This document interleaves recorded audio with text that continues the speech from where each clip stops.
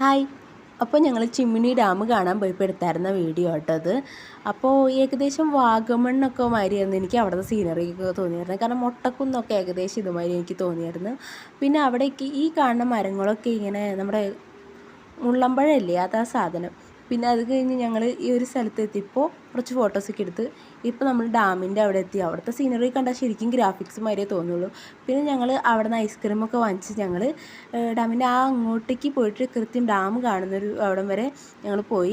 അവിടെ എത്തിക്കഴിഞ്ഞപ്പോൾ ഞങ്ങൾ ഇരുന്നു കേട്ടോ. കാരണം കാലൊക്കെ വയ്യാണ്ടായി, കുറേ നടക്കാനുണ്ട് കേട്ടോ. കുറച്ച് കഴിഞ്ഞപ്പോൾ ഞാൻ നോക്കിയപ്പോൾ നമ്മുടെ പച്ചക്കുതിരയിൽ ദിലീപിൻ്റെ അവസ്ഥയായിരുന്നു. അച്ഛൻ്റെ ഉള്ളിലെ ബാലൻ പുറത്തേക്ക് ഇറങ്ങി. പിന്നെ ഞങ്ങൾ അവിടെ നിന്ന് പോന്നു.